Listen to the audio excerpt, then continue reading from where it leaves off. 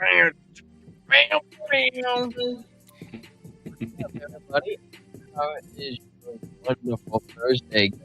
Well, Thursday where you guys are. Well, Thursday here.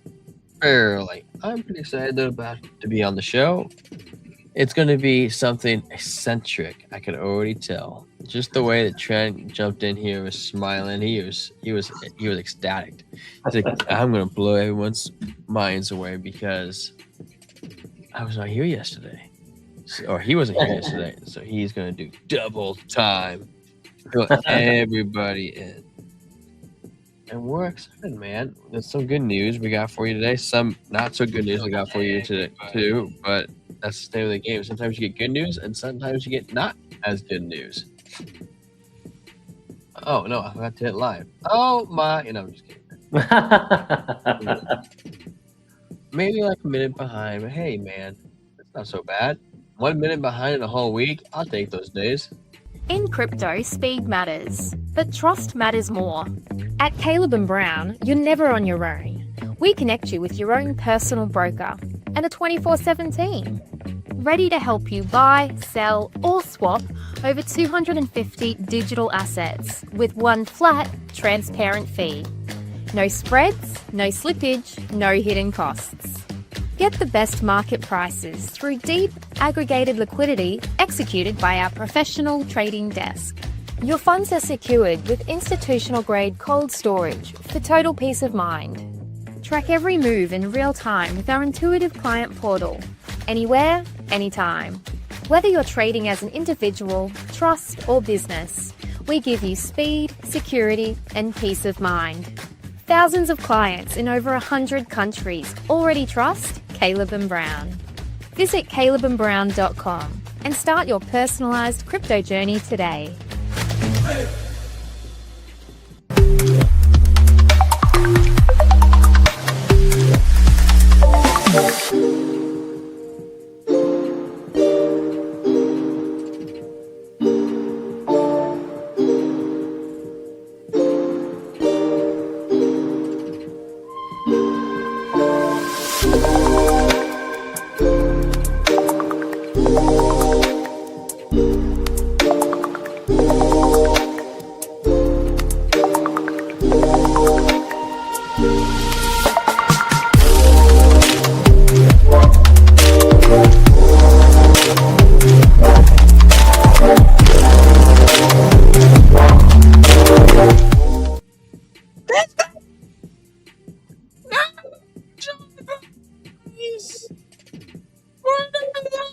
For any personal financial decisions.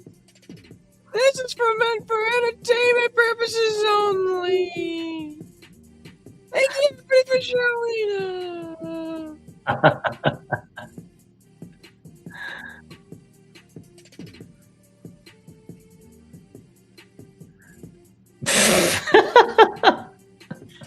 Welcome everybody to another episode of Blockchain Brew Show. I just got here. I hope you guys enjoyed the opening because I was literally in the other room. I was sprinting. I didn't even get my shirt on yet. So we had to go live, but we gotta go live, man. Guys, please smash that golden like button if you want to see me get a shirt on.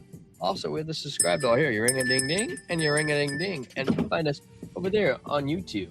There's a nice shiny bell that helps you ring our ding-a-ling, and that helps get us.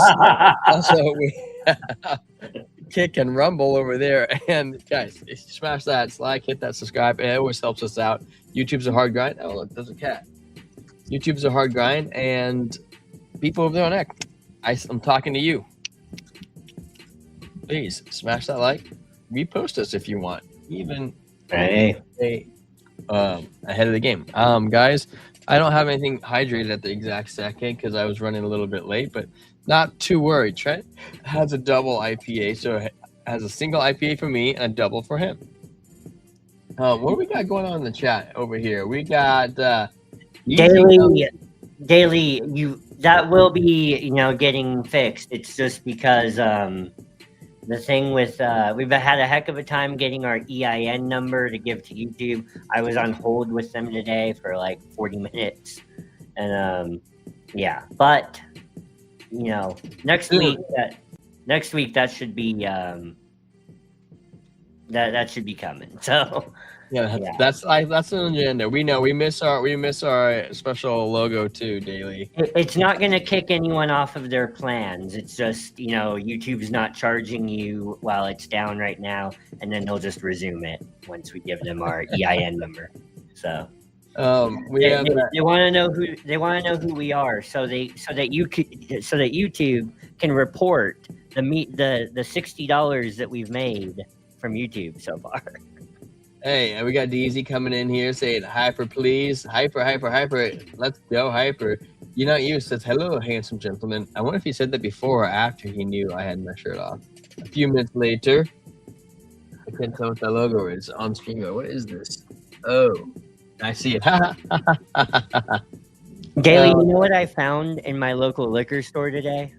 A bottle of E.H. Taylor barrel proof. Not small batch or single barrel, but barrel proof for $1.99 plus tax. I didn't snag it because, He says the stuff on the shelf. That's why. Yeah. And and who man, at a time like this in crypto, you want to be scooping stuff up. So it's it's hard sometimes, but hey.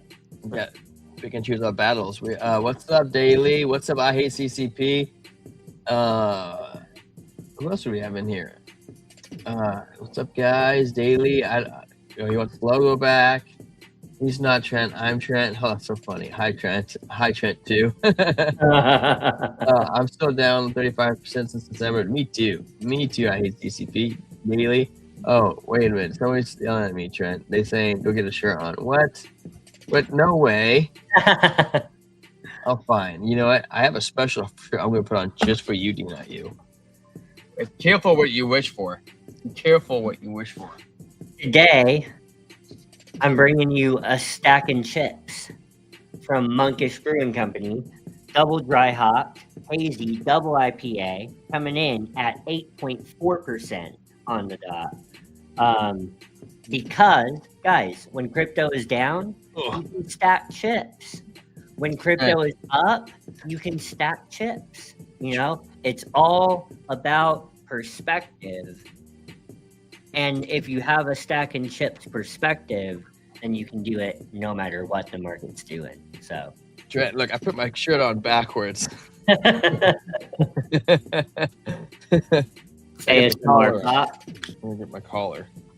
And there. That way it looks more normal.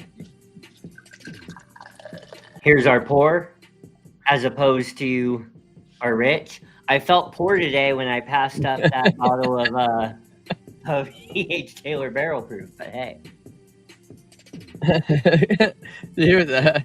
I hate CCP. It says, I'm going painless because I can.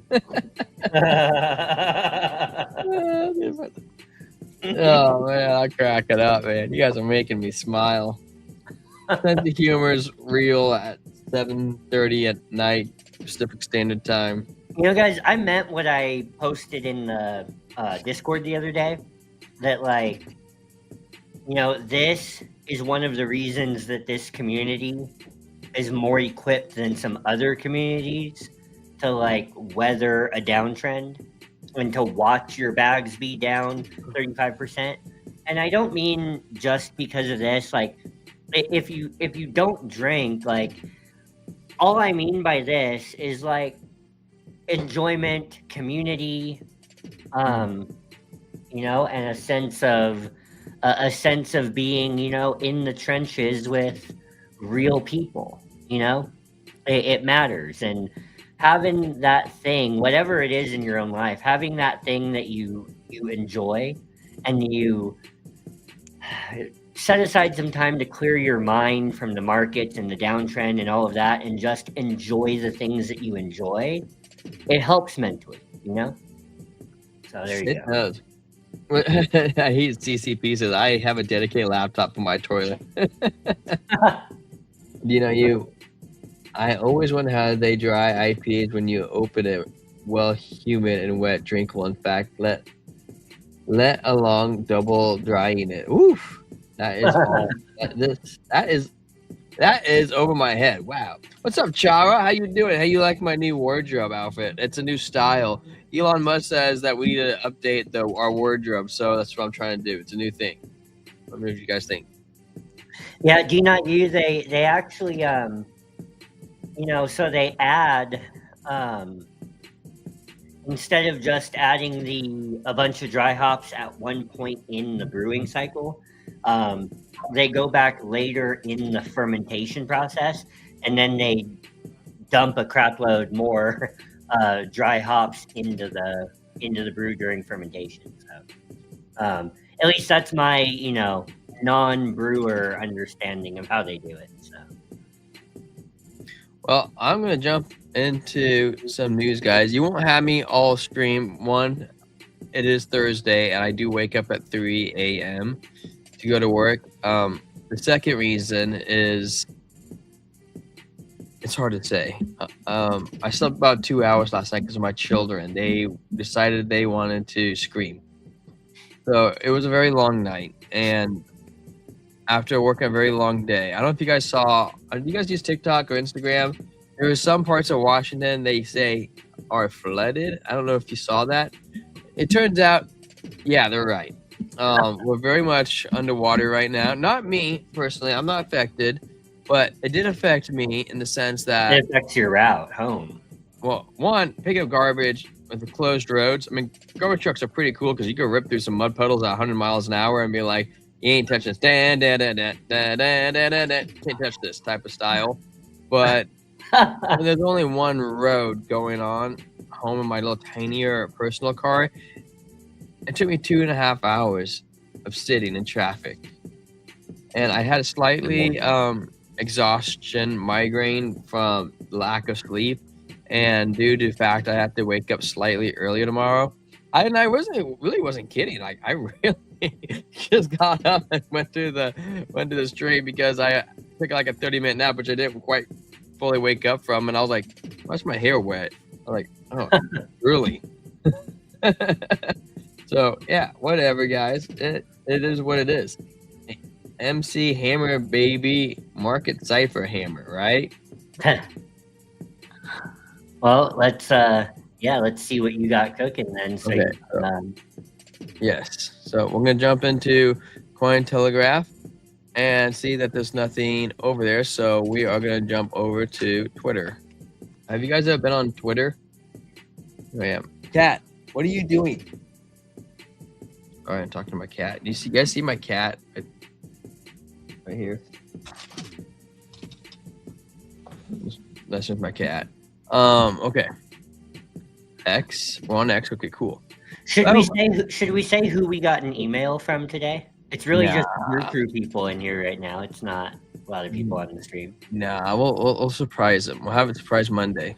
All right. So I'm gonna kind of dibble dabble a little bit, so you guys just bear with me. Paul Atkins, our crypto task force will host a roundtable on Monday, December 15th, on policy matters related to financial surveillance and privacy. The event will be in person and live streamed on sec.gov. We hope you'll join us, which is pretty dope. Just in, the CFTC announces withdrawal of outdated crypto guidance. Not bad, guys. ADA is a superior product. We can work with a great company, Pith. Why did we say this? What happened over here? Oh, look at this Cardano and Pith Network working together. Stop Press, one of the first concrete outcomes of critical Cardano integration work stream is now in place. The steering committee representing IOG Group and Cardano CF, Ermogo, and Midnight and Intersect has approved the first major integration under the framework, bringing Pith Laser Oracle to Cardano. Pith Network provides low latency, institutional grade market data across thousands of price feeds spamming crypto equities, FX, commodities, and ETFs have already used by hundreds of DeFi applications across 100 plus blockchains, power trading, lending, and risk management. This is one of the first integration processing under the critical integration framework. The Intersect Act and Administration delivery work has already begun. the deployment targeted for the early 2026. Stay tuned for more news and exciting new partnerships this week. Hey, not so bad if you're a Cardano guy. Well, Not so bad. you guys realize that that is a hop, skip, and a jump away from a tier 1 stablecoin launch on Cardano, which we already know is happening because all three of the founding entities, said together at the Cardano Summit. No, not at the summit. Sorry, it was at Token 2049 in Singapore. All three of the founding entities, IOG, Input Output Global, which is Charles, the Cardano Foundation, and Intercept. all three of the founding entities said at Token 2049 that they are in fact in talks with a tier 1 stablecoin. So the thing about the tier 1 stablecoin and having an oracle sort of go hand in hand, right?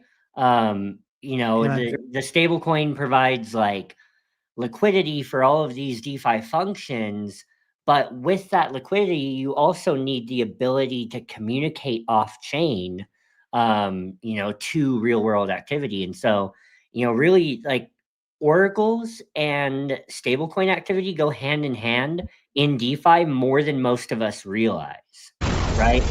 So all of the smart, like a bunch of the smart contract DeFi deployment and operations on Ethereum, like we don't realize how much Chainlink is involved in the background making all of that possible. So the Pith partnership is a massive deal, and guys, tier 1 stablecoin is coming. Sorry, there you go. Here's some Charles. And I'm very encouraged by the fact that yesterday, midnight was a hypothetical. Today, it's a $1 billion ecosystem heading to a $10 billion ecosystem. And right now, it's just a Cardano native token. Tomorrow, it's going to be something bigger and beyond. What do you think of that, Trent? I didn't hear it. I was responding to you. I accidentally, hit send, but I was just saying absolutely likewise. I love my dogs. The cat, I have a love-hate relationship with my cat. I've got to be honest. I love her. I care about her, but, it's just not the same relationship I have with my dogs. So there you go. Well, I have a couple of Tom Lee segments we'll probably look at. Tom Lee's everybody's favorite Ethereum guy. If we tokenize the world, so gold is a $20 trillion market, okay? And that's Bitcoin is replacing gold. Yes. But when you add in stocks and bonds and real estate and, intellectual property and art, you're not in the trillions, you're in the quadrillion, right? So like the addressable market, let's say is 100 or 200 times bigger. You can't fit that onto one blockchain. So in other words, like you in the practical reality is like Ethereum can't be the blockchain of the entire tokenized world, because it would, like if you think about the computational requirements or whatever, everything would be running on one L1. So it makes sense that people are going to try to create chains that maybe bridge and talk to each other. Also to make money. Yeah.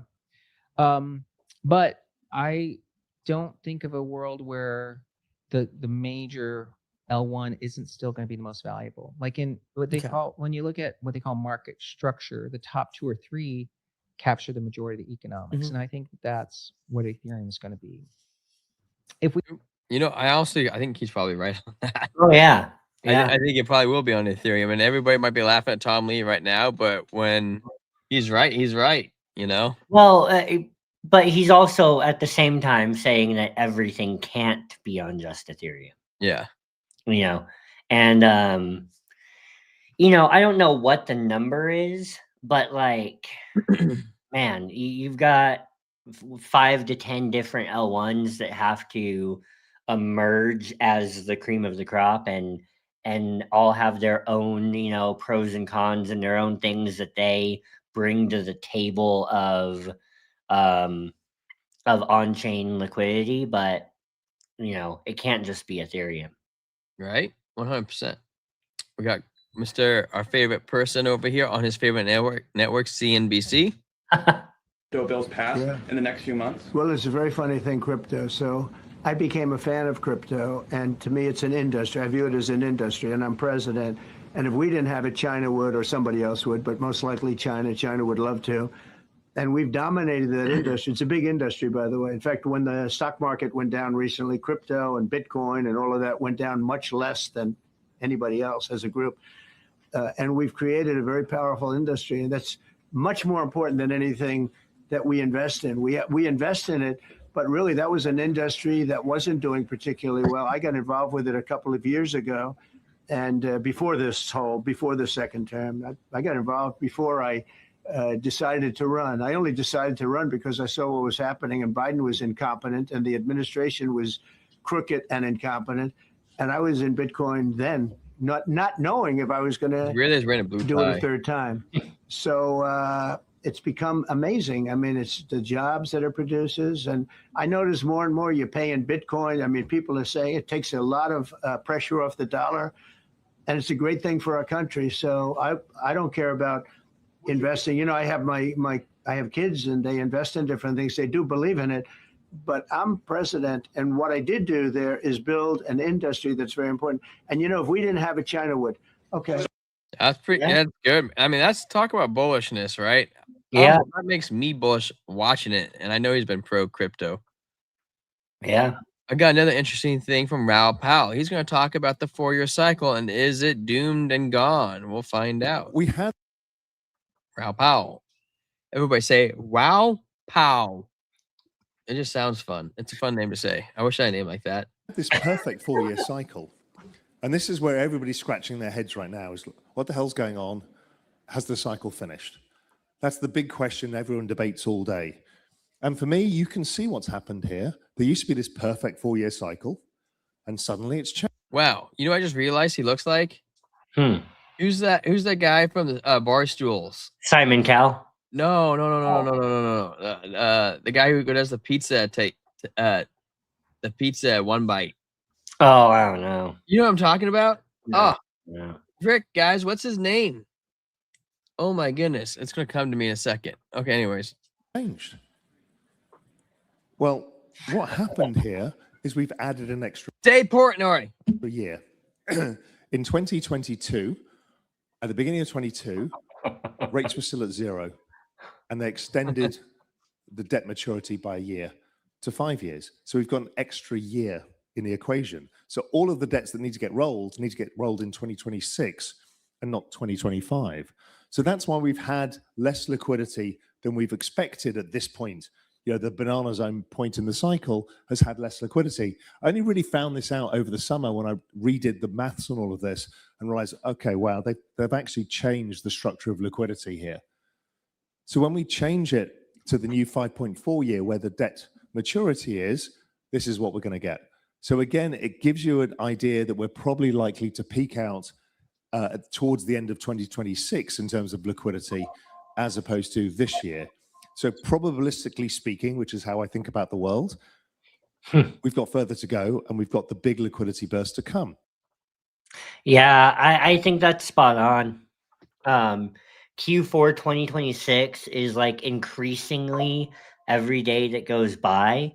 That's the time frame that I'm really looking at. I'm not saying we won't see peaks along the way. We had this perfect 4-year cycle. Weird. I think Bitcoin gets over 126K earlier rather than later in 2026. But yeah, I mean, Q4 2026, it just makes sense. Like if the debt cycle has shifted to a 5-year cycle, and with debt comes liquidity.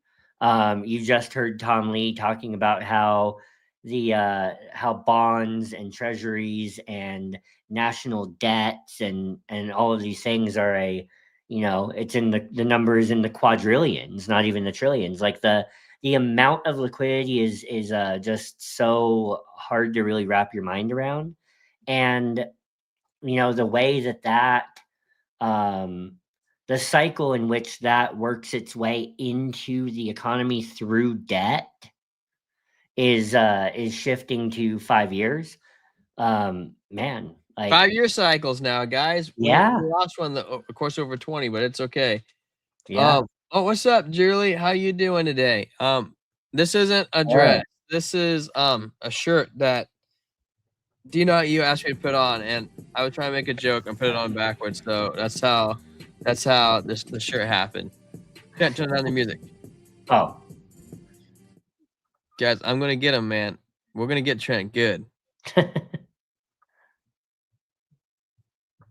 Tom Lee says Ethereum price is not about what's happening today. It's the future. Invest in the super cycle. I think what people get wrong is Ethereum. And everyone go follow Julie at Julie Kennis Crypto, and everyone spread the love. She's a great content creator.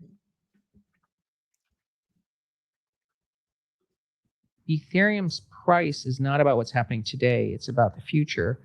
And so they shouldn't expect the price to go up every day, but they should invest in that super cycle. And I think that what people get wrong is if you're discounting the future, Ethereum at 5,000 and Ethereum at 3,000, it's still got $100,000 I thought price this was in a the hookah future. pipe. Everybody wants instant gratification. They want Of course. to hit the buy button and the next day they make money. Of course. If not, it's a scam. Yeah. And everyone thinks that over the next 5 years, they'll push the buy button 1,000 times and get 1,000 buy buttons right. I wish. Okay. You're better off investing. Listen to this. Yeah. 5%. Yeah. Most people can't day trade because there's too much emotion I involved. can't at all. Yeah. So if I had to say what are people getting around Ethereum, tokenization is this super cycle, this 5-10 year story, which means over the next 10 years from now, Ethereum is a completely different chain than it is today, monster sized. So today's price is discounting the next 10 years, right? Like imagine you're like looking with a telescope 10 years from now. So you're looking at something 1,000 miles away and you get there. Yeah. That's Ethereum's future. It does not look real. The discount to the future is like it's 1,000 miles away and you just took 5 steps. Yeah.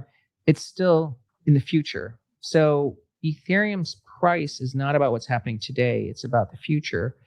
And so they shouldn't expect the price to go up every day, but they should invest in that super cycle. And I think that what people get wrong is if you're discounting the future, Ethereum at 5,000 and Ethereum at 3,000, it's still got $100,000 price in the future.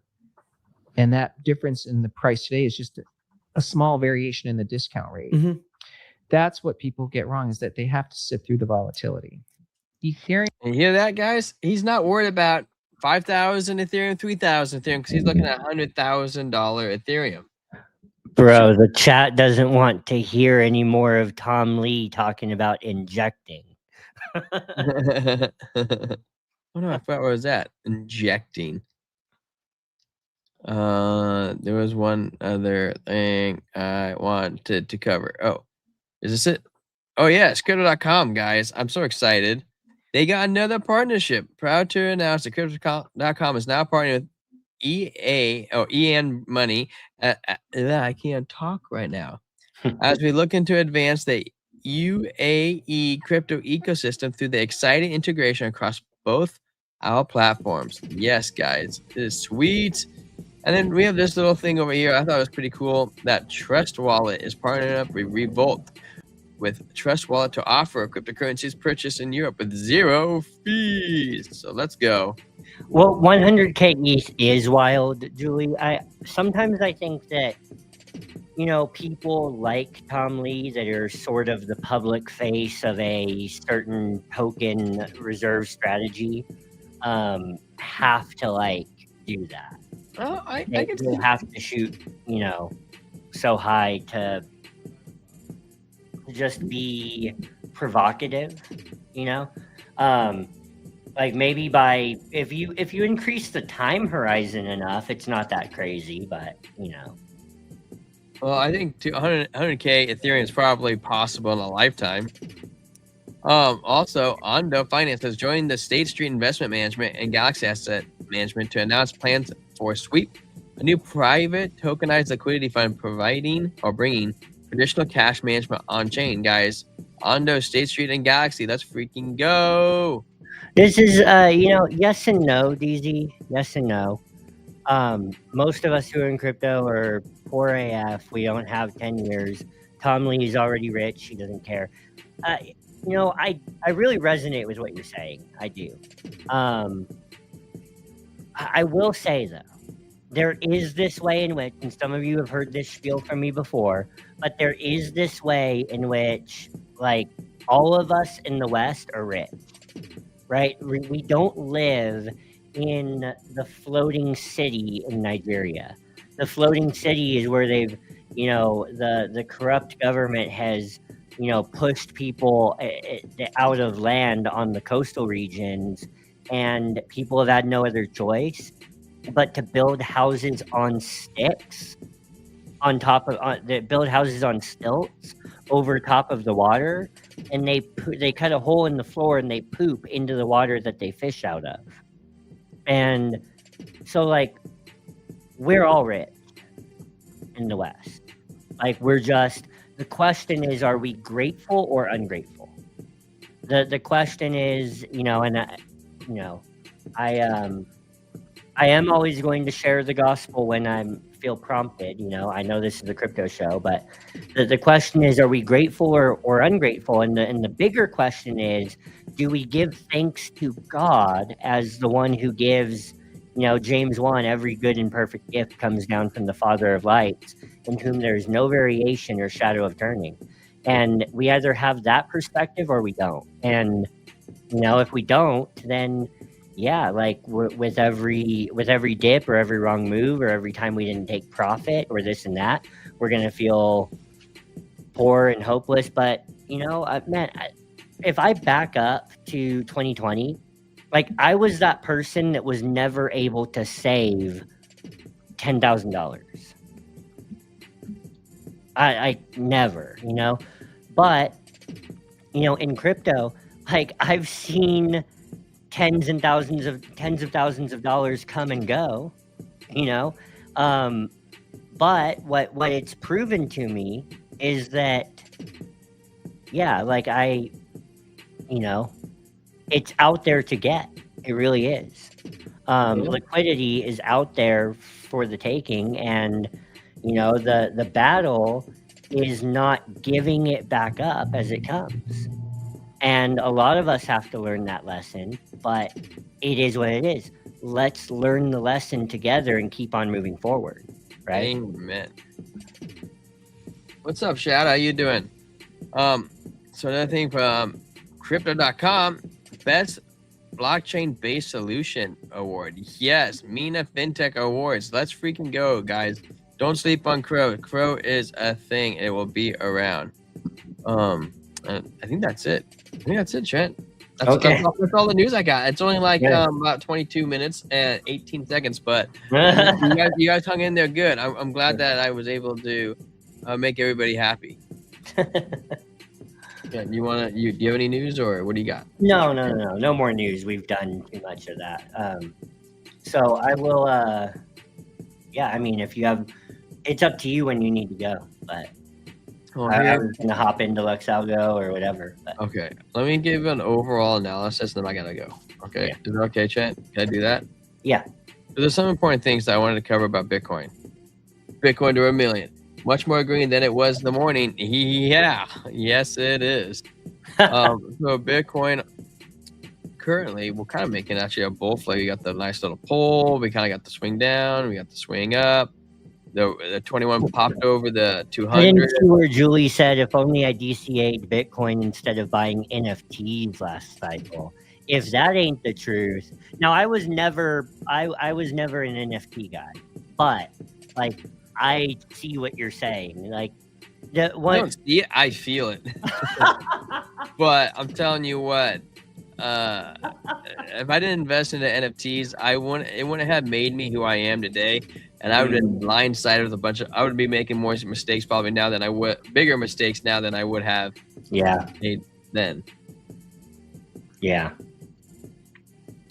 On one day, I was looking to retest possibly the 200 guys, so just kind of keep it in there. Luckily for us, the 200's not too far down, just that 91.1. Oh, you know, I forgot, Trent, is the coin glass. I want to cover that. That's my favorite segment. Can I cover that, Trent, afterwards? Yeah. Yeah. The 4 hours being rejected currently. Hopefully, we can break above it.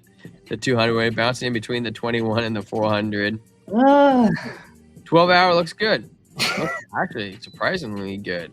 Because this did not look good yesterday. It looked like we were going to fall below the 50 MA. The daily also looking like the struggle is real, Hal. Oh, this is actually looking better than I thought, Trent. The day is switching around. We got rid of that red dot, rejected off the 21. That's a good sign. I'm just concerned that looks like a huge bear flag. And, I've thought about that too. Yeah, but it is shaped a little weird, and I'm hoping that, you know, man, like I'm hoping that we get like that we can skate by with like a higher low. We do have to have some sort of correction from there, but you know, I think we go up to 100K first. Anyway, sorry. It's the two-day momentum still doing good. VWAP's doing good. That's all. That's the only thing that's good, doing good. Everything else, the 3-day actually looks pretty bullish to me. I do have a little bit of feeling Trent has for the bear flag, but the 3 days not quite showing that. The 5-day looks super hella good. Like we're gonna get a swing out of nowhere. We haven't quite got the weekly yet. We got 3-day data today. Yeah, we did. 3 days actually looking pretty good, and 2-day data we get tomorrow, and the daily looks good. So the one thing I wanted to cover, guys, today, because I have to go, so I'm trying to been jumping all over the place, is I really enjoy covering the ETFs with you guys. So I'm gonna do this, and then if Trent wants to go over the liquidity pools, we can do that. So today we go over into the ETFs, and we're going to go to the US dollar. Grayscale dumped 12.2 million. Fidelity dropped. Wow, they sold a lot. They sold $103 million worth of Bitcoin today, and the fact that we're doing as good as we are and they're dumping is pretty crazy. Arkham sold almost 16 million.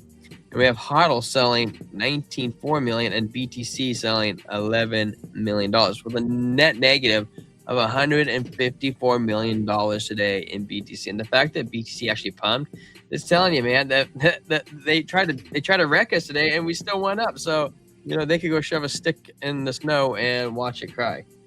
We're gonna head on over to Ethereum. Ethereum also has a red day. Grayscale dumped 31 million. And an additional 10 million, and then Fidelity sold 3.2 million, which isn't too bad, and 21 shares actually bought slightly, with a net negative of $42 million outflow today for Ethereum. Interesting. Now we're gonna head over to Solana, which is the second best of both of them.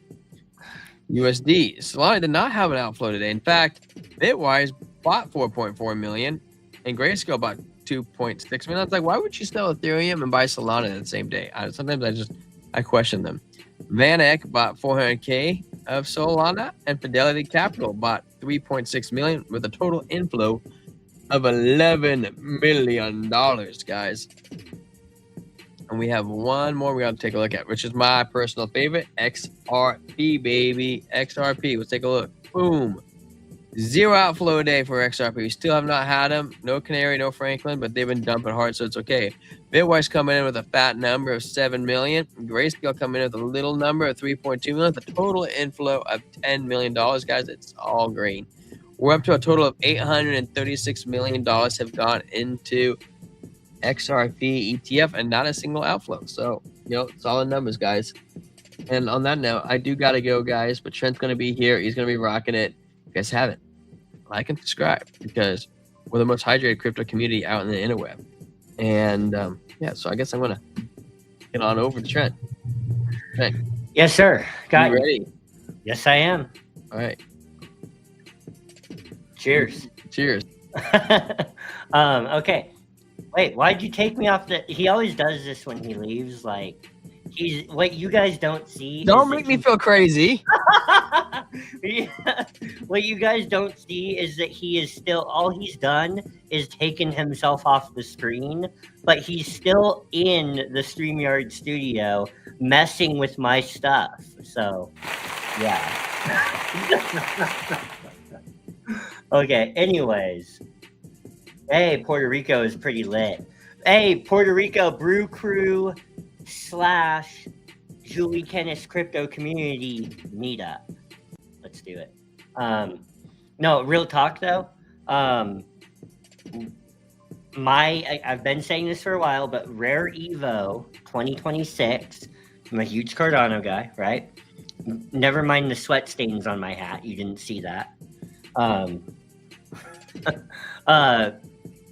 Rare Evo 2026, first ever Brew Crew meetup.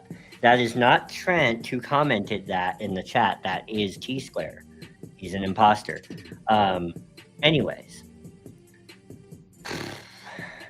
Yeah, Rare Evo 2026 meetup. Let's do it. All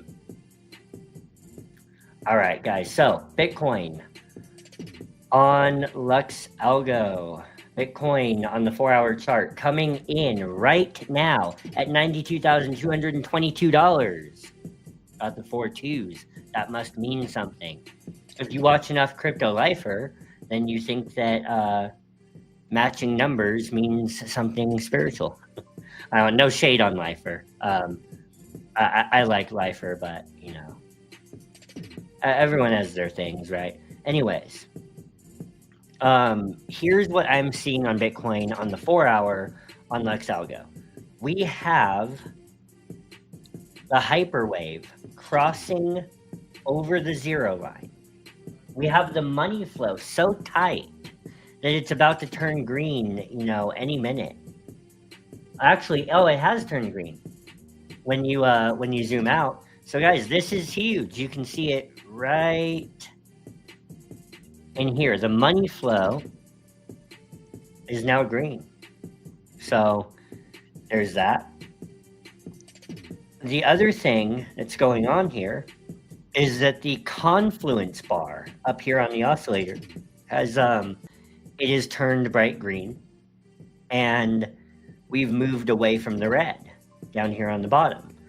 So the confluence bar, if it's bright green, it's telling you that the entire oscillator, the hyperwave, the money flow, right? Everything in the oscillator is moving bullish if the confluence bar is bright green. If the confluence bar is bright red, it's telling you that the entire oscillator is moving unanimously bearish. Okay, so we come up here to the actual chart, and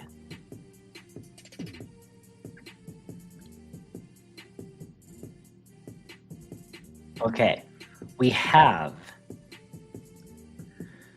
did have a sell signal come in on the 4-hour chart yesterday. Okay, and I am of the opinion that that sell signal has played out. It was a strong sell signal, right? Marked by the arrow and the plus sign. So it was a strong sell signal, but here's the thing about Luxalgo and the trend catcher. The trend catcher is the green and red line that cuts through the price action. Okay. I only take a buy or sell signal seriously. And when I say seriously, I say that tongue in cheek. Like, if you're scalping, you could have got in on that signal and shorted and made money, right? But if you're gonna swing trade, I only take a buy or sell signal seriously when the trend catcher matches the signal, right? So we had this strong sell signal come in, but the trend catcher never turned red. Okay, so the trend catcher has remained green, and price has now recovered above the level of the trend catcher on the 4-hour. And where price is stuck in this pattern here. And you know, what we've essentially done here is an under over test, right? There's a couple ways of breaking a trend line and retesting it. Like, everyone's pretty much familiar with the clean break of the trend line, and then you come down and retest it. But right here we have like an under over test where we come under the trend line, and actually I should line it up with Luxalgo's a little better.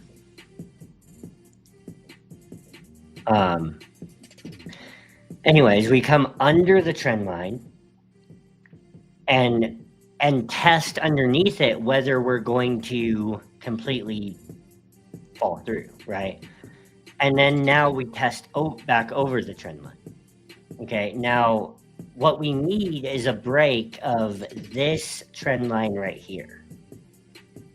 Okay, once we get that break, I see us rallying to 100K, right? Once we break 93,000, roughly $93,000 decisively, closing candles above it, right? We've only wicked up to it at this point. Let me check up on the comments. She says, I will swing trade if I see a play, but I always go back to my L1s. Yeah, there you go. Hey, I like the portfolio there, Julie. I mean, SPX, like, man, I wish people were coming in this chat and saying it months ago, and I didn't listen to the people in my own chat. You know, I say this often, like, you know, there are people that are going to come in my chat that are better investors than me, that are better traders than me. I don't know if you know this, Julie. I don't think we've said this before, but it plays in, well, we've definitely said it before, but I don't know if we've said it while you were on the stream or while you were in the chat. And I hope this doesn't make you think differently of us. But it plays into why I think about the industry the way that I do. I used to work for BitBoy. So did T-Square, actually. T-Square was the community manager of Pluto Alliance. My wife worked in the social media department, creating clips. We worked remotely. We were never out there in Georgia in all of the drama. But my wife worked remotely, creating clips. I know crypto better than she does, so I would watch his stream all the time, find the best clips, and then give her those timestamps, and she'd clip it. We kind of worked as a team. Then when the split happened, my wife and I we left Hit Network and we went with Ben, not because he is without fault, not because he is perfect. I mean, not even because he's sane or stable, but you know, it was a tough thing. Like, from the conversations that were happening in Slack, like, we didn't know if Hit Network was going to make it.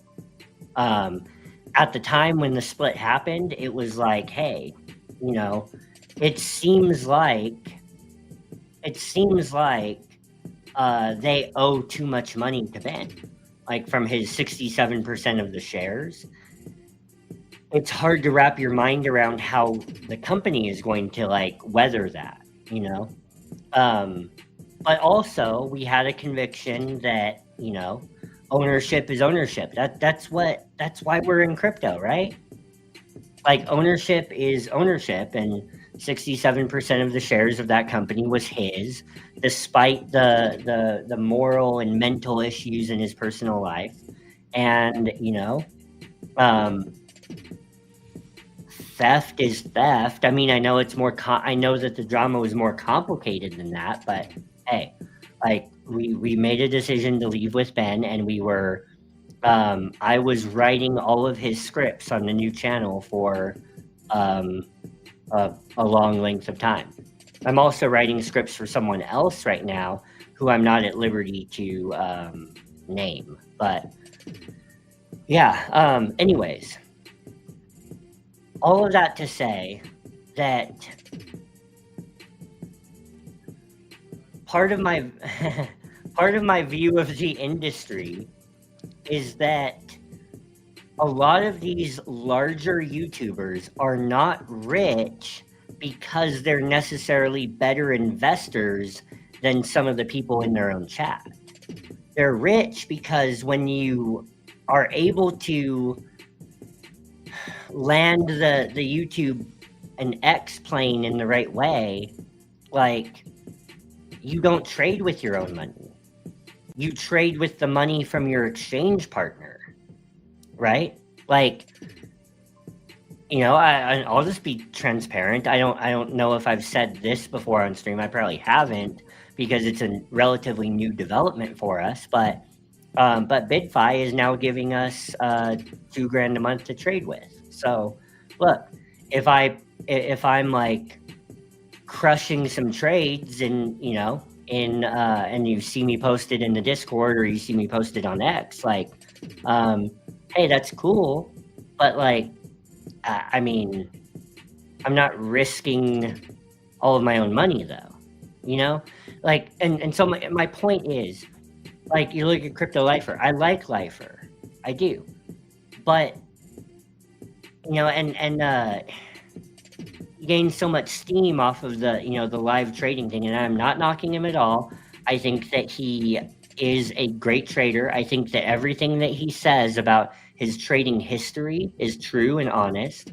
I think that in the beginning days of his YouTube career, I think he was definitely trading with all of his own money, and like, no one can take that away from him. Absolutely props to him. I'm just saying, these days, and as his channel grew, like, he probably began trading with less and less of his own money and more with the exchange's money, right? Like, when you're getting 50, 60, 70%, yeah, exactly, Julie. Even screenshots can be fake because people will paper trade. This is true.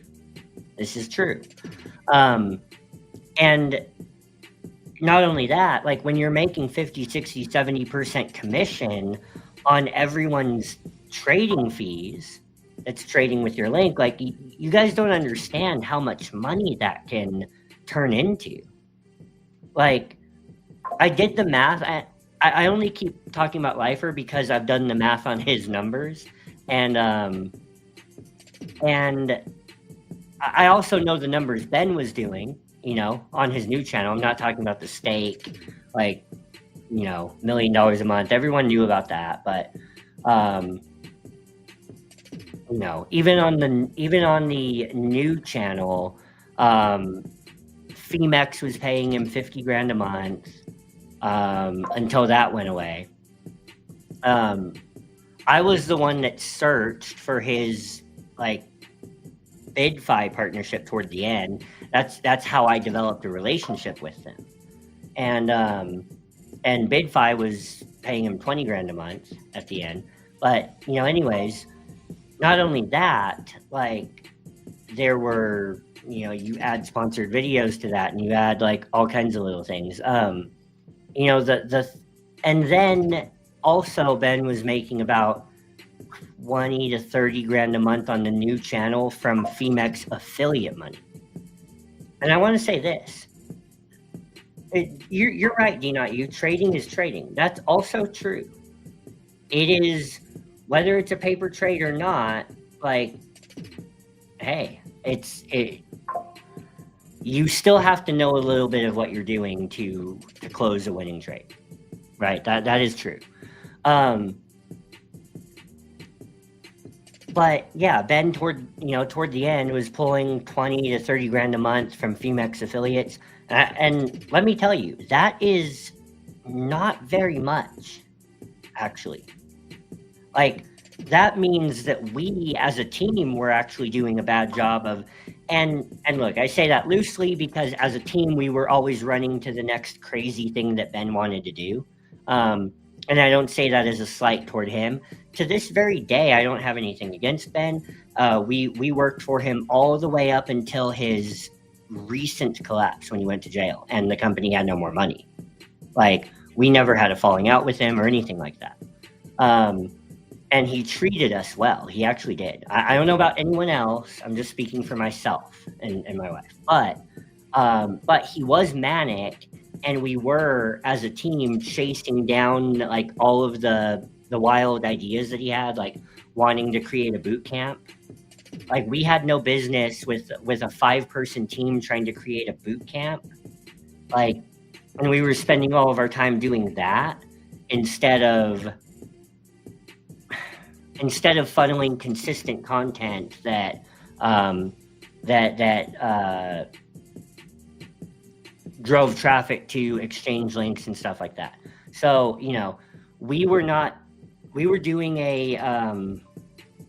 as a team, we were doing a bad job of like driving traffic to affiliate links. And the reason I know that is because 20 to 30 grand is not that much.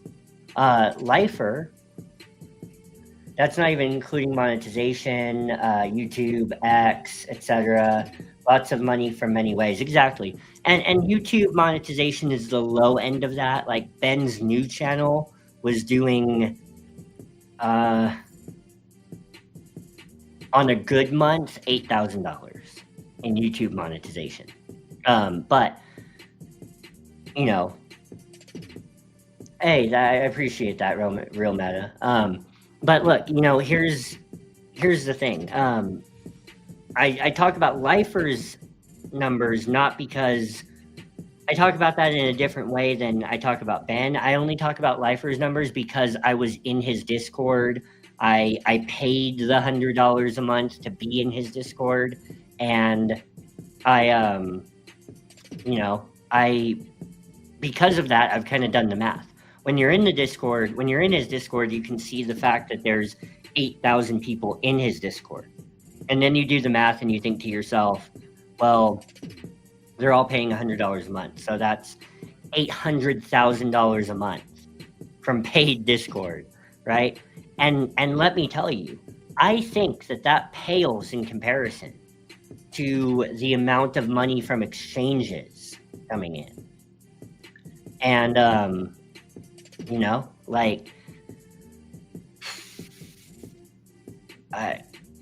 that's hard to even wrap your mind around. So my only point is to say that, like, a lot of these people, even the bigger ones, have people in their own chats that are better traders than they are.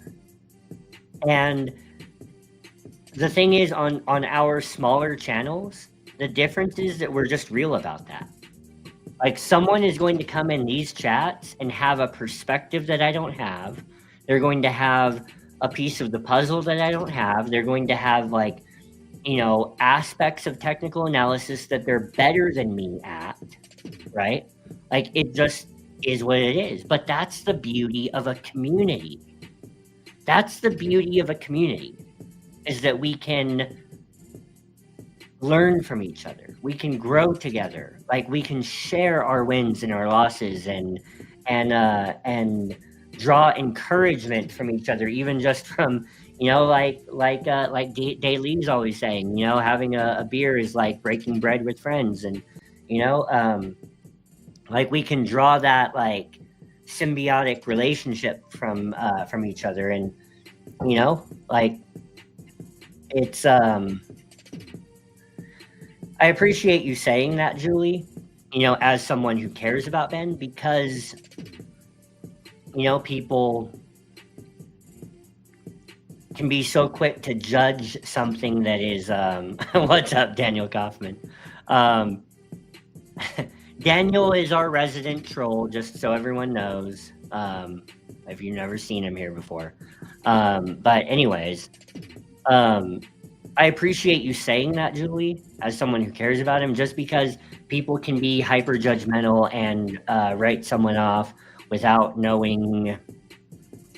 getting to know them as a person. And, that it is tragic, like, what's happened with him.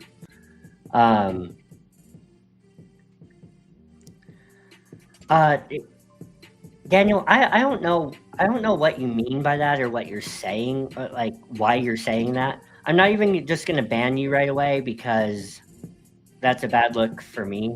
But I don't know. Anyways, Daniel, let's see. Banana Republic says, "Do you think that the Bitcoin on exchange reserves will eventually run out?" Not soon. I think that in the peak of the hype cycle, the liquidity driven hype cycle that I do believe is coming next year, like it happened in 2021. Coinbase was running out of Bitcoin on their exchange and they had to sell it at a premium. We talked about that a couple days ago. And with every subsequent Bitcoin halving, the supply demand squeeze compounds. And so I absolutely think that will happen. So yeah, anyways, let's see here. Bitcoin, we go out to the daily. And, we're still on the daily chart. We still have a buy signal. We still have a green trend catcher. Money flow needs to start coming up, but it's not tanking, so it could be worse. But we have a buy signal. We have a green trend catcher. And we're still in this, we're still converging in between this descending line of resistance and this uptrending line of support. And we have this uptrending line of support if that gives way. So if this one gives way, then we have support at 87,000. And if we break out, we have, take profit level, $98,600 according to LexAlgo, and then a second take profit level at $106,729. We have this descending line of resistance right here. And so if we were to pierce through that and we actually, made it up toward this second take profit, there is a scenario where we, retest this line and turn resistance into support before we go up. So yeah, there's some of that on Bitcoin. XRP on me. Let's see here. Oh, don't do Dash for Daniel until he can learn to talk like a normal person. Daniel is Ben's burner account.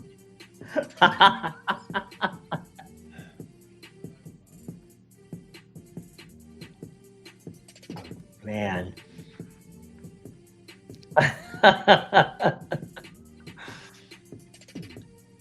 Let's see. Okay, XRPZ. On the daily, like trend catcher's red, we had this break of the trend line right here.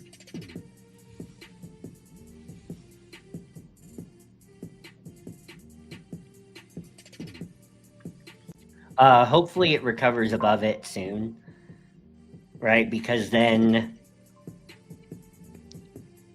we can finish out this triangle here, and money flow can hopefully start to come back up. The confluence bar can turn from red to neutral.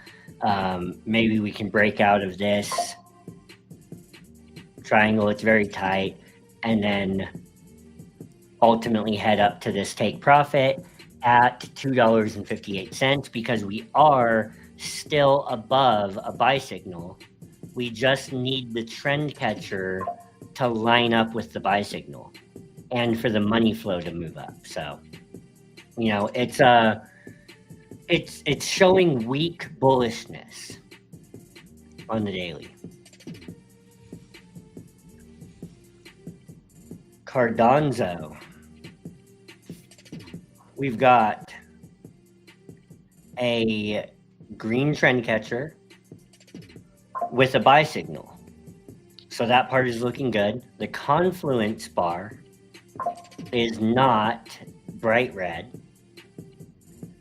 And we have a take profit up here at 55 cents if we can get this money flow to start curving up, I believe. So if I come down to the 4 hour,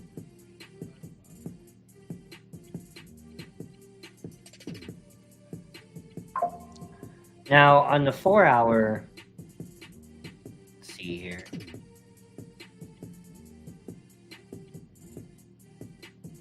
We've got these trend lines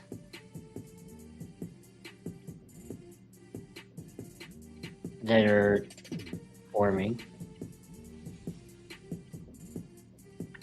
And we have now broken underneath this uptrending line of support. And, you know, I think that whether we hit this take profit or not from the sell signal up here, I think that once we reverse, we basically enter back into this triangle pattern, bounce around, and ultimately, I think that even if we hit the take profit first, I think that this trade is going to get stopped out, and that it's going to get stopped out by, you know, this move here.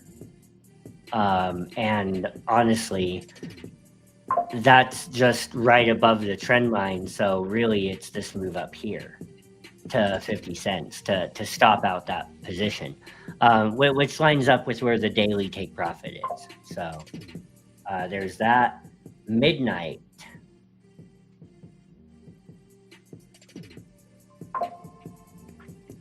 You got to go to the hour chart to see anything substantial, because it just launched, and it has a Christmas tree pattern.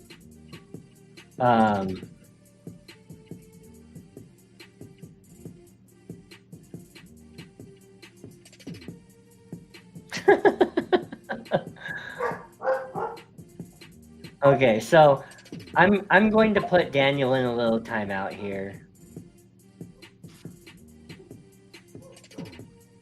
I don't know why, you know, Daniel started out so on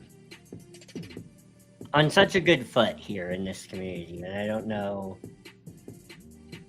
what's yanking his chain lately. Probably his own losses that, you know, we all have them. Just be more mature about the way you process them, I guess. So put this user in timeout. There you go. That looks better.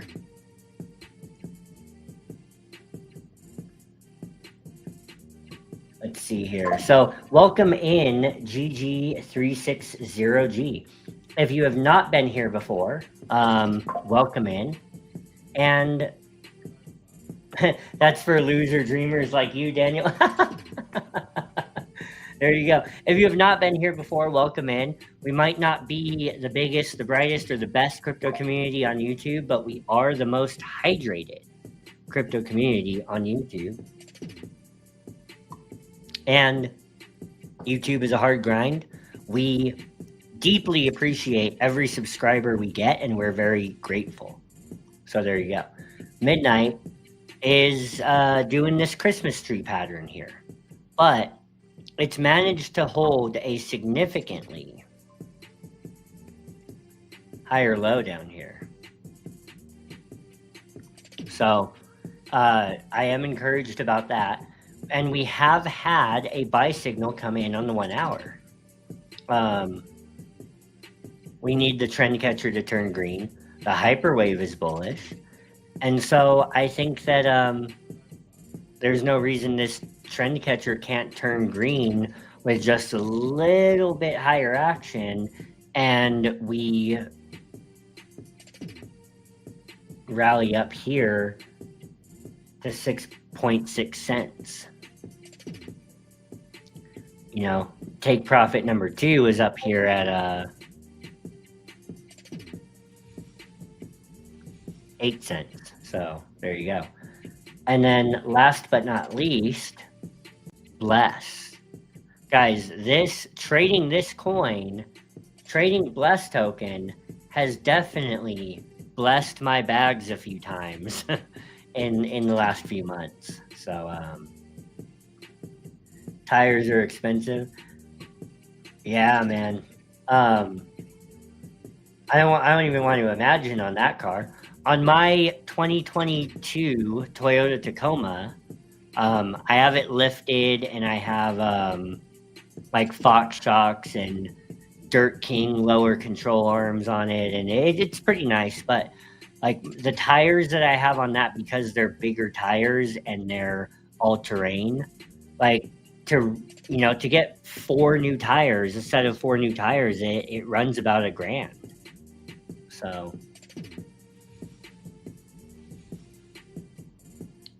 let's see. Hey, welcome in, Crypto Mind 64. We did look at Bitcoin. You know, the long and the short of Bitcoin, no pun intended, is that, you know, we need to break above 94. Actually, the number I gave was 93.1. We need to close the candle above 93.1, and I think that we're headed to 100. What happens from there, we need to, wait and see. But we break through 93.1 with a candle close, I think we're headed to 100. If we fall through 90 with like a daily candle close, like we do have an uptrending line of support at 87 to hopefully bounce off of one more time and then try our hand at it again. My position is that I think we rally to 100 in December, probably reject off of it before we go and attack it again in January. So won't lots of people be selling end of year for tax losses? Yes, but the people who know what they're doing harvest their tax losses all year long. So there's that too. I don't think that the retail trader that is, full of hopium for the moon, I don't think that they're going to be thinking about tax loss harvesting as much as we think they are. But again, I think we attack 100K in December and fail to break it. So that does line up with that. Could we go to 91? Absolutely we could. Absolutely we could. I'll recap it again after I look at Bless right now. So on Bless, we have guys, I've pulled some 400% trades this year on Bless. I'm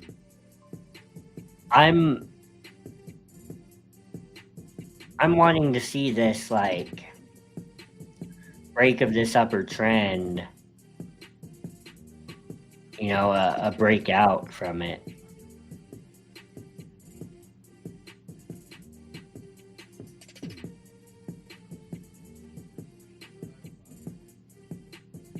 So 13.4 down here, or 13.5 worst case, not too bad. I'm betting on a breakout up here to the take profit at 14.7 and see where we go from there. On the 4 hour,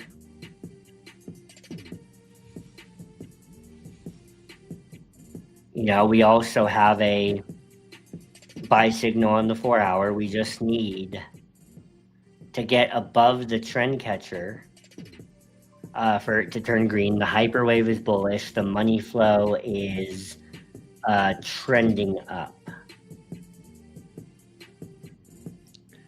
So we've had this sort of action on the money flow, and I'm hoping we turn that situation around there. The confluence bar here has moved from bright red to neutral. So we hopefully are in store for some green coming in up here on the confluence bar. So yeah, there's bless for you. And with Bitcoin, can we come to 91? Sure we can. You know, the trend line right here is sitting at, you know, exactly 91. Like, so if we come down and we test, if we just continue to play in this triangle, then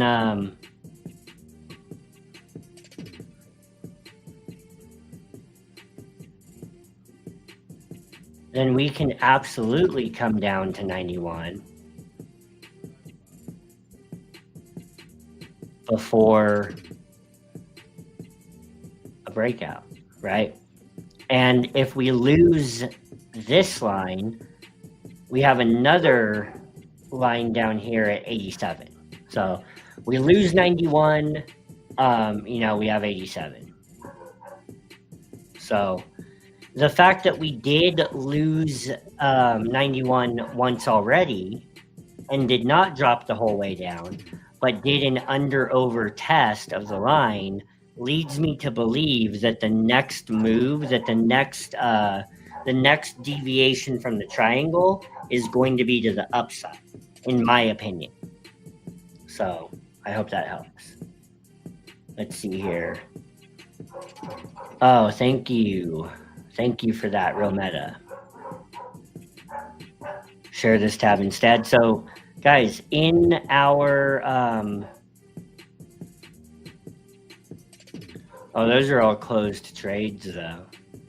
Oh, ICP. We have a VIP signal in our Discord right now. If you are not in our Discord, but you want to be, if you want to get access to these VIP signals, then give me your Discord handle right here in the comments. Give me your name on Discord, or DM us on X at the Blockchain Brew, or email us at blockchainandbrew@gmail.com. We don't want to make our Discord link public because then all the scammers come in and the bots come in. But yeah. You know, give me the name down there, and you know, DM us on X or something like that to get in the Discord. In order to get in the Discord,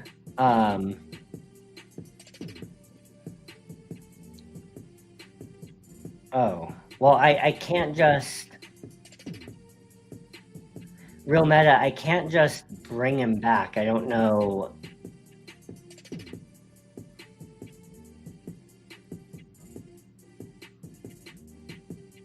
I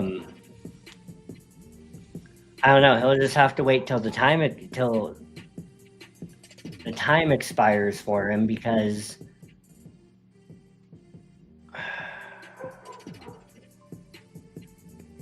oh, unhide.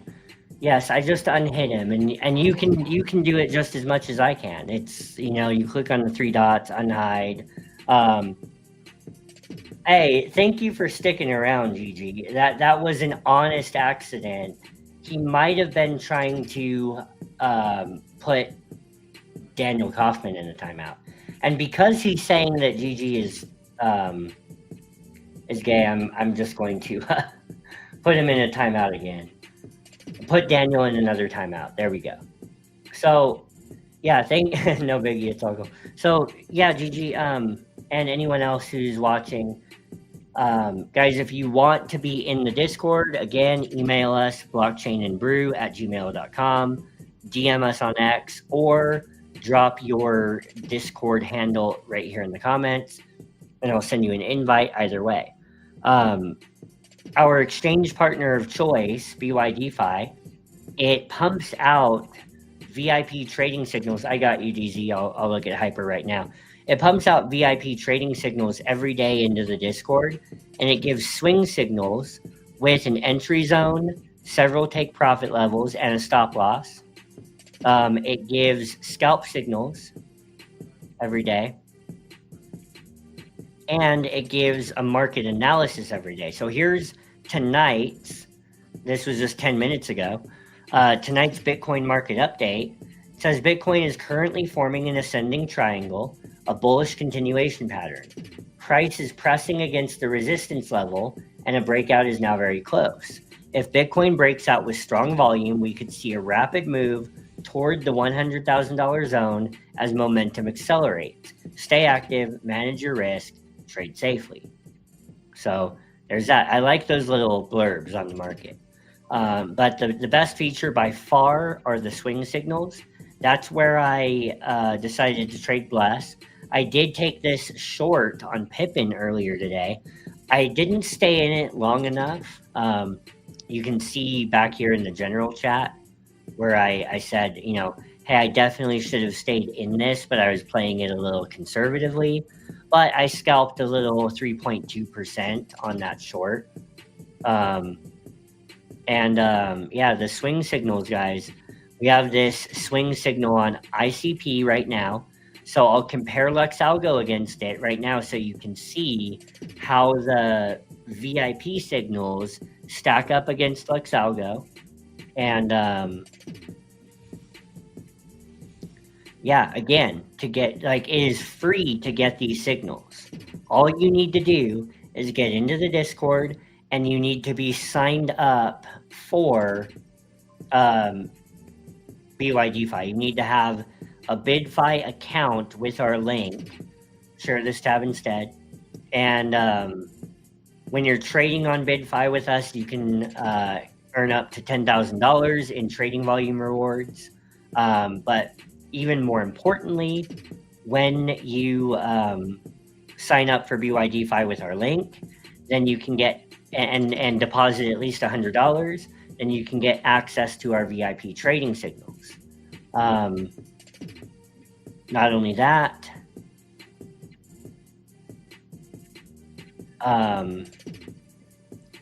earlier today I showed on Twitter. We also have this. Oh yeah, I showed on Twitter, you know, my best trades for the year, right? They were all on Bless, 405%, 368%, 343%. And they were all because I was tipped off by this VIP signal. So there's that. And last but not least, we also have another exchange partner, BTCC.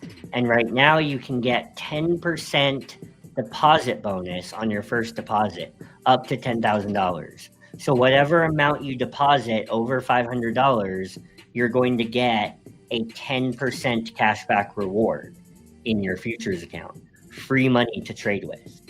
So there you go on that. So the VIP signal is saying ICP, entry zone 3.35, and take profit from 3.39 all the way up to 3.6. So let's see how that stacks up on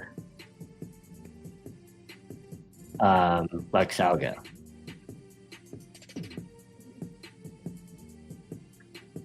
Right now, the 4 hour, we do see the hyperwave coming up. On the 1 hour. So Lux Algo is not flipping bullish yet. It's not. But again, those VIP signals are aggregated from the top ROI traders on BYDFi's platform. So there's always going to be something for everyone. If you're a conservative trader, well, guess what? There's top ROI traders that are just trading Bitcoin and ETH. If you're a degen meme coin trader, well, there's top ROI traders that are doing that too. And because it's aggregated from all of those traders, there's going to be something in there for everyone.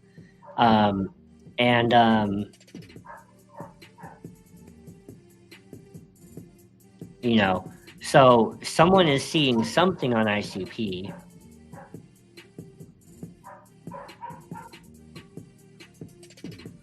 You you know, it doesn't look wonderful right now on Luxalgo, if I'm being honest. But I can see on the 1 hour why someone would, you know, at the end of the day, it's closer to this uptrending line of support than it is to this descending line of resistance. So you can set a tight stop, and you can have a less than 1%, a 0.82% risk ratio to the downside versus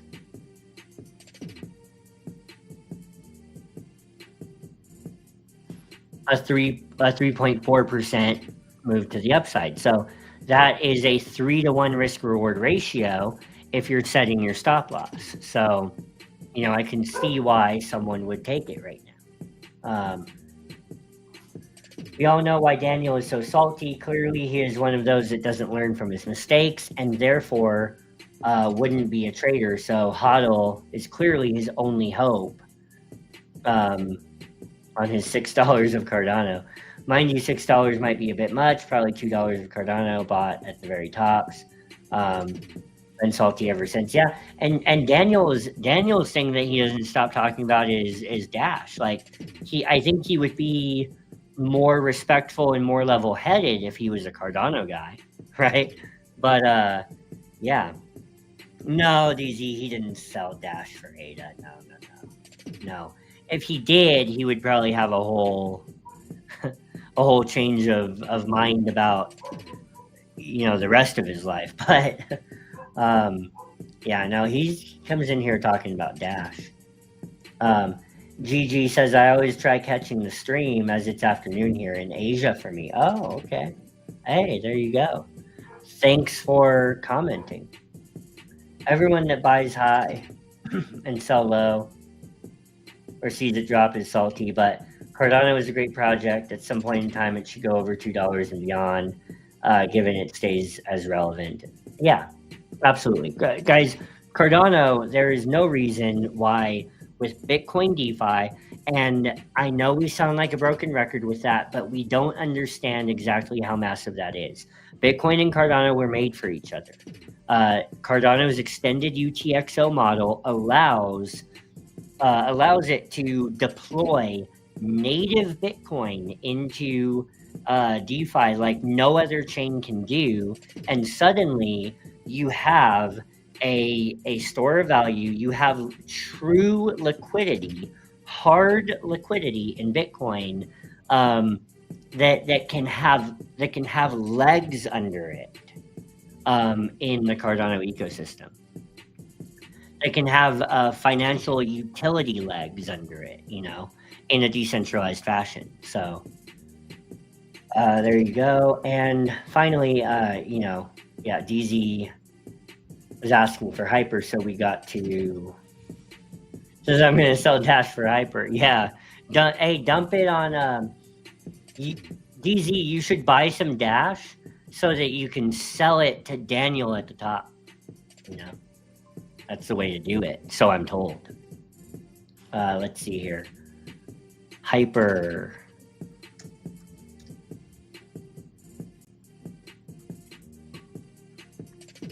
Okay, hey, so you know what? I haven't looked at it since earlier in the day. In the Discord, I was saying that, you know, the level to beat was $29, and look at it now. I should have longed this earlier. So we have the break of a trend line, which is very good news. A very strong green trend catcher with a buy signal. That's on the 1 hour. Let's see here at the 4 hour. You know, not as bullish as the 1 hour, but you know, you can see the 4 hour here getting above the red trend catcher, which it needs to get above it in order to flip the trend catcher green. And you see the money flow really curving up here, and that could start to turn green within the next couple 4-hourly candles. Plus, you have the break of the trend line. Honestly, this looks really great. This looks really great. Earlier, I said it needed to break $29 to prove itself, and it did that. So since it did, I have every reason to believe that that it's going to come to this trend line here and hit the take profit at $32. So there you go. I like hype. It looks good to me. It did what I said it needed to do. Earlier in the Discord, I said it needed to get above $29 to convince me. And now it's done that. So, hey.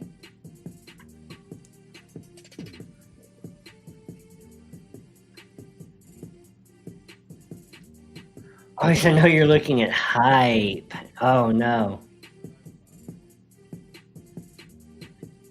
I was giving you the wrong thing in the Discord, too, then. Okay. Hyper. Oh, it's got to be this. All right, well. Let's see here.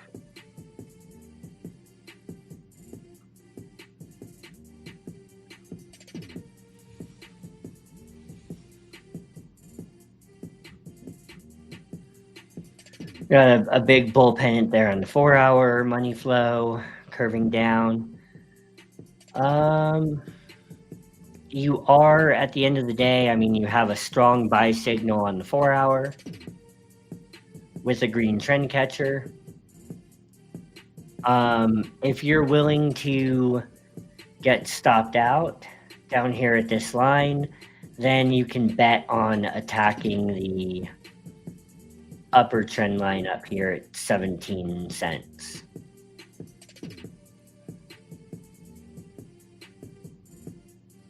So that's where that sits in my perspective. If your risk tolerance allows you to set a stop below this line, this uptrending line, which would be like right here, or the stop loss algo is giving you is 0.1441. So if your risk tolerance allows that stop, then you have a 4% move to the downside versus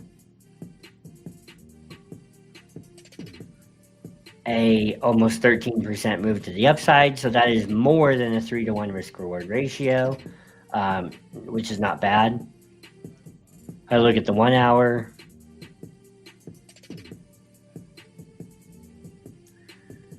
Again, you do have a buy signal and a green trend catcher. Honestly, I don't love this, but I don't hate it. The setup on Hyperliquid was much better, actually. But I think that this one is probably lower cap, and if it moves suddenly, you may squeeze a bigger move out of it. So, take that for what it is. Do not use as chart says if market moves up, it pumps, and market goes down, it will dump big. Yeah, pretty much. So there you go, guys. Thank you for tuning into another episode of the Blockchain Brew Show. Not necessarily the biggest, the best, or the brightest crypto community on YouTube, but definitely the most hydrated. And thank you to everyone who joined. Thank you, D.U. Thank you, DZ. Thank you, GG360G. Thank you, Real Meta Crypto. Thank you, Daniel Kaufman. All things considered. Thank you, D.U. Thank you, I Hate CCP.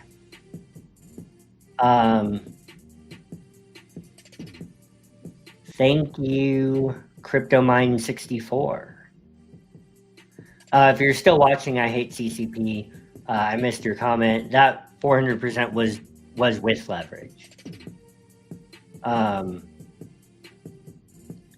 Thank you.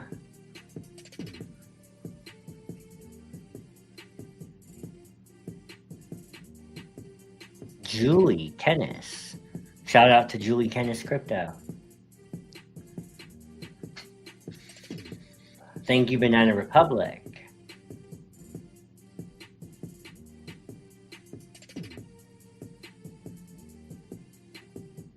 Thank you, Shadow of Crypto. Thank you, Hal.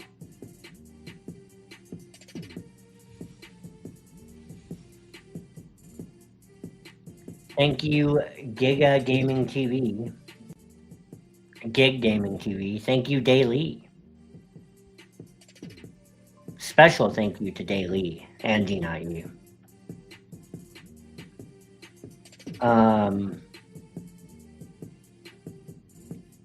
Thank you, everybody. Cheers.